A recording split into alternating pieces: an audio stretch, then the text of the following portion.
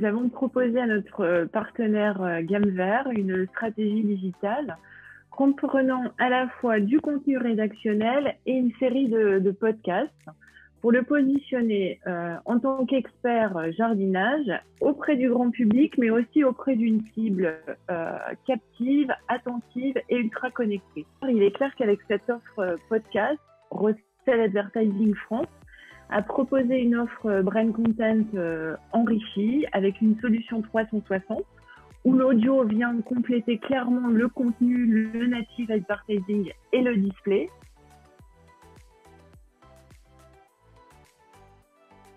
Compte tenu des autres candidats qui concouraient à ce prix, non. Mais nous sommes bien évidemment ravis que les jurys aient pu saluer le caractère innovant de ce dispositif de communication.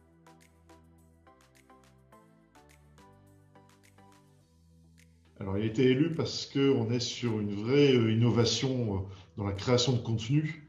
Et là, le fait d'avoir fait un podcast autour de la thématique du client permet vraiment de se centrer sur son métier, sur les nouvelles technologies, sur le partage aussi. Et donc ça, forcément, en digital, ça fonctionne très bien. Gamver vient finalement enrichir le discours de sa marque. Ça, c'est inévitable et c'est très bien, mais participe aussi d'une manière plus large à l'éducation écologique des citoyens.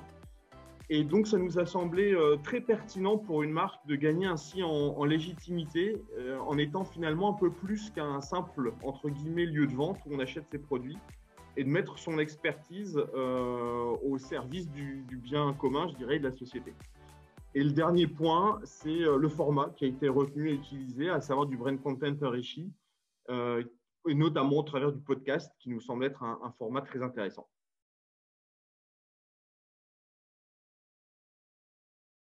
L'idée de renouveler l'opération et de reconduire toute cette série de podcasts sont bien évidemment autant pour Recel Advertising France que pour notre partenaire Gamver une évidence. Du côté de Recel Advertising France, ce projet a permis de développer une offre de podcasts de marques pour ces territoires, à savoir Hauts-de-France, Champagne-Ardenne et Normandie.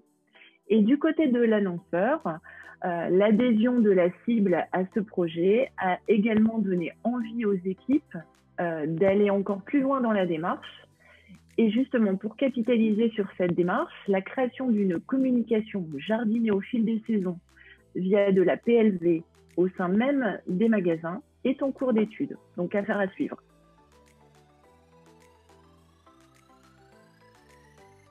Jardiner au fil des saisons nous a permis de positionner et d'affirmer notre image de marque de conseiller expert en jardinage et d'apporter du peps à notre image de marque.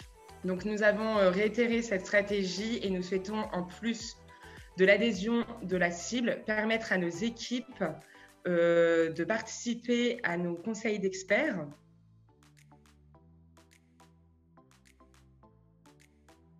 Généralement, on est sur de la communication ou très corporate sur l'image, ou très business sur la vente en ligne et le e-commerce.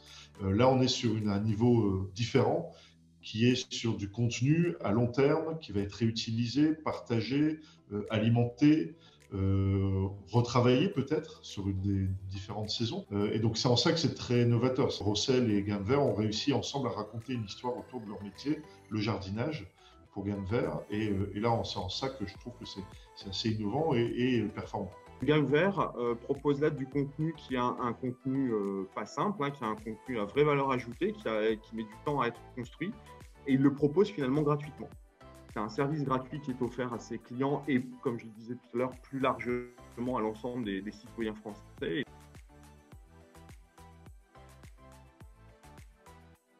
Projet transposable, je dis oui. Clairement, le podcast de marque a vocation à être appliqué à un nombre illimité d'annonceurs.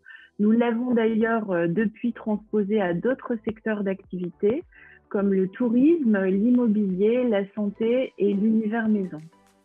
Et concernant l'inspiration de notre projet, je pense sincèrement que pour les marques, c'est l'occasion de prendre la parole sous un format plus informatif, un format thématisé également et ludique, Et c'est surtout une belle occasion de développer de l'interaction avec les cibles audience.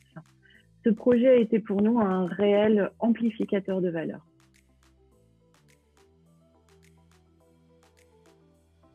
C'était pouvoir se rassembler avec un jury de professionnels, regarder des projets, découvrir des projets candidats tous d'une très très bonne qualité. On a tous, entre professionnels, pu discuter en l'occurrence sur mon prix, la stratégie digitale, de la pertinence de telle ou telle action. Et voilà, c'était très intéressant de pouvoir partager tous ensemble, de se retrouver dans un super lieu à l'époque où on pouvait, au garage, à Lille, et donc voilà, de partager ça, de le découvrir. En tout cas, je suis très content d'avoir participé à ce Comment Nord différent, forcément en 2020, avec ces résultats qui tombent en 2021 pour les lauréats.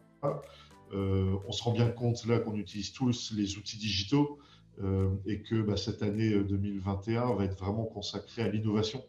Je pense que vraiment on est là, tous là en train de chercher des modèles différents, que ce soit dans la manière de communiquer, dans la manière de travailler. On en a essayé beaucoup sur 2020 et là 2021, toute cette année-là, on va la passer à vraiment appliquer tout ce qu'on a appris l'année dernière.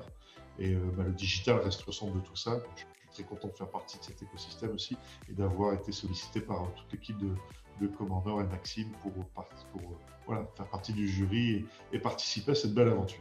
C'est intéressant comme approche de pouvoir construire sa notoriété avec à la fois des leviers classiques de publicité, de billboard, etc. pour exposer la marque, mais de pouvoir aussi aller plus loin, de pouvoir exposer son expertise avec des contenus de ce type.